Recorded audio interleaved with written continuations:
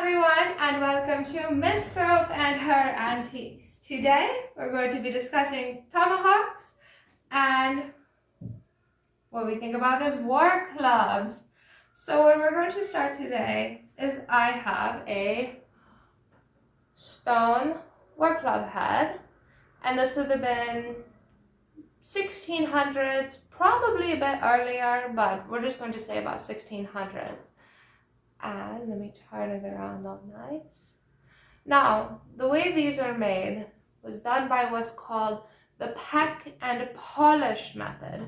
So they would literally take another stone, tap, tap, tap, and then they would take a mixture of sand or other grittier stuff and literally polish it. So you can imagine the amount of time, energy, and effort that went into making something like this.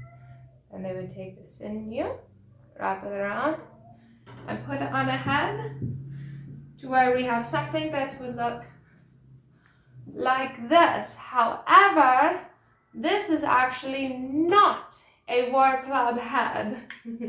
This is actually a hammer or mallet, or in general, just utilitarian, what they would have used.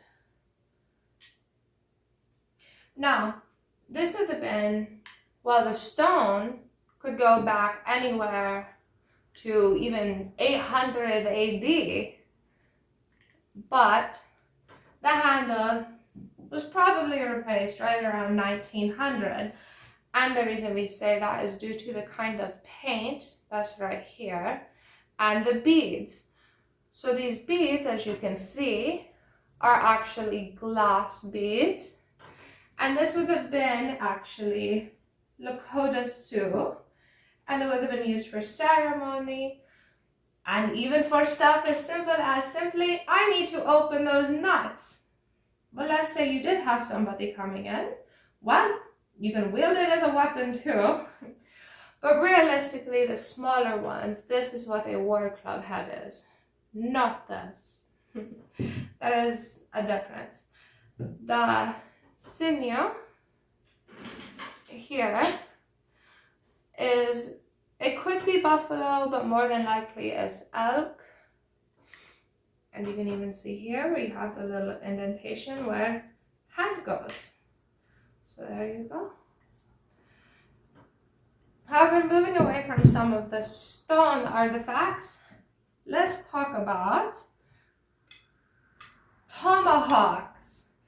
Everyone likes tomahawks, right? I know I do. I find them really interesting. So this is known as a Missouri war axe. We think tomahawk, but that's actually the proper term for it, is Missouri war axe. Now this one, don't know how I was going to show it, but there would have been, you can still see a little bit of the black. On the handle you can see where it was stained red. And there would have been more prominent black rings down it, actually making it for war, as that was colors that they used. The Plains Indians, and this would have been around 1840. So, as you can see, it's held up quite well. The head's nice and tight. Very pretty, no? Now, this one here is a lot older than the first one. This is right around 1850s and it's French. However, this came out of Fort Recovery, Ohio. I have the certificate of authenticity papers with it. And this would have been, oh, like I said, French around 1750s, right around there. Trade tomahawk. Because again, at that time, they were trying to make trade with the Indians, and then, of course, it got turned into war. But this is the true example of tomahawk, where, as you can see the difference in the shape, this is what we call actually the Missouri war axe. Difference. But moving on to my final example, this is another example of a Missouri war axe. However, the handle has been replaced. So let's talk about the head for a second. The head, as you can see, we have the big flange here. It goes down. We have the blacksmith marking here and here on the end. And this one would have been a lot earlier than this one. So this one's about 1840. This would have been early 1700s. But as you can see, same style. But compare it to about 50 years in the future. However, different styles.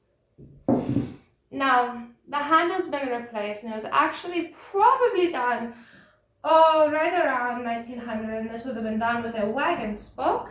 As you can see by the handle and the shape, it's not rounded, nice and pretty to fit your hand. However, somebody decided to repurpose, and well, still a piece of metal is good, have a good tool. So there you go, there's my examples of different tomahawks, and then even going into some stone artifacts. Hope you enjoyed. Be sure to like and subscribe for more. Thanks everyone.